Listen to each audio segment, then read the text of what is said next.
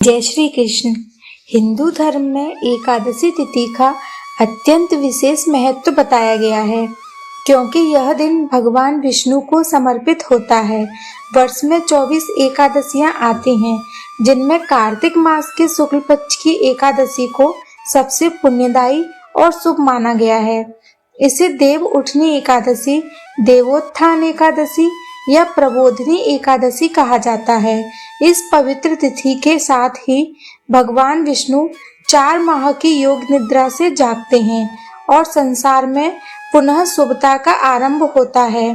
धर्म ग्रंथों के अनुसार आषाढ़ शुक्ल एकादशी, जिसे देवशयनी एकादशी कहा जाता है, उस दिन भगवान विष्णु क्षीर सागर में योग निद्रा में चले जाते हैं और 4 महीने तक यानी चतुर्मास के दौरान विवाह, गृह प्रवेश, यज्ञ और मांगलिक कार्यों पर रोक होती है।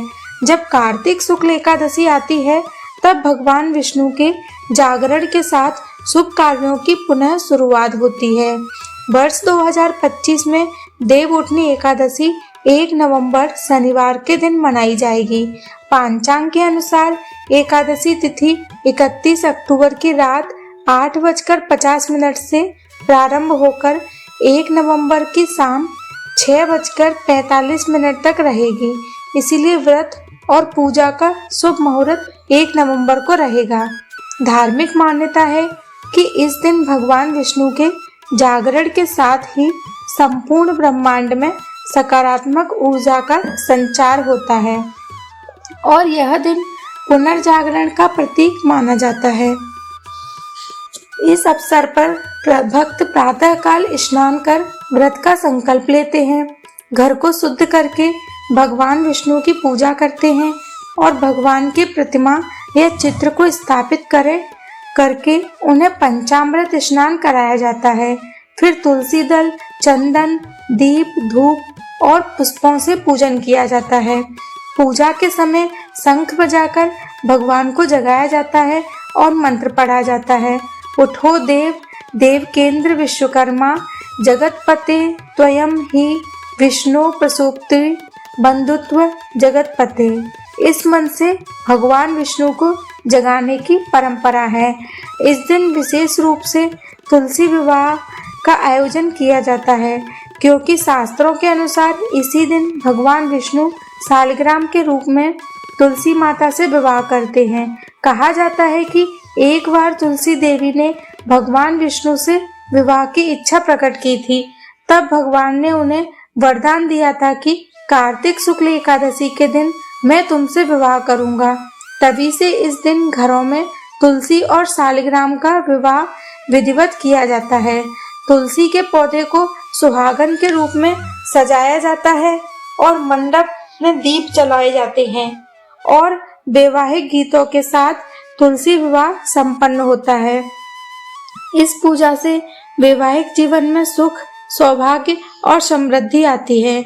देवउठनी एकादशी का व्रत करने से सहस्त्रों एकादशियों का पुण्य प्राप्त होता है और यह व्रत मोक्षदायक कहा गया है। जो भक्त सच्चे मन से इस व्रत को करते हैं, उनके सभी कष्ट दूर होते हैं और घर में लक्ष्मी का वास होता है। इस दिन दीपदान का विशेष महत्व होता है। कहा जाता है कि जो व्यक्ति तुलसी, भगवान विष्णु और तीर्थ स्थलों में दीप जलाता है, उसे अनंत गुना पुण्य प्राप्त होता है। भगवान विष्णु के जागरण के साथ ही पृथ्वी पर सभी शुभ कर्मों का आरंभ होता है। इसीलिए यह दिन नए कार्य, विवाह और संस्कारों के लिए सबसे उत्तम माना गया है। देव उठनी एकादशी का व्रत रखने वाला व्यक्ति ब्रह्मचर्य का पालन करता है, सात्विक भोजन करता है और पूरे दिन भगवान विष्णु का ध्यान करता है। इस दिन गन्ना, चावल, वस्त्र और घी का दान करना अत्यंत फलदायक माना गया है। पुराणों में उल्लेख है कि राजा हरिश्चंद्र ने भी इस व्रत के प्रभाव से अपना खोया हुआ राज्य और सम्मान वापस पाया था। भगवान विष्णु की आराधना करने से जीवन के सभी संकट समाप्त होते हैं और व्यक्ति को धर्म, अर्थ, काम और मोक्ष चारों पुरुषार्थों की प्राप्ति होती है। इस दिन भक्तजन ओम नमो भगवते वासुदेवाय नमः मंत्र का जाप करते हुए दीपदान और कथा श्रवण करते हैं। तुलसी विवाह के पश्चात घर के सदस्य प्रसाद ग्रहण करते हैं और अगले दिन द्वादशी तिथि को व्रत का पारण किया जाता है।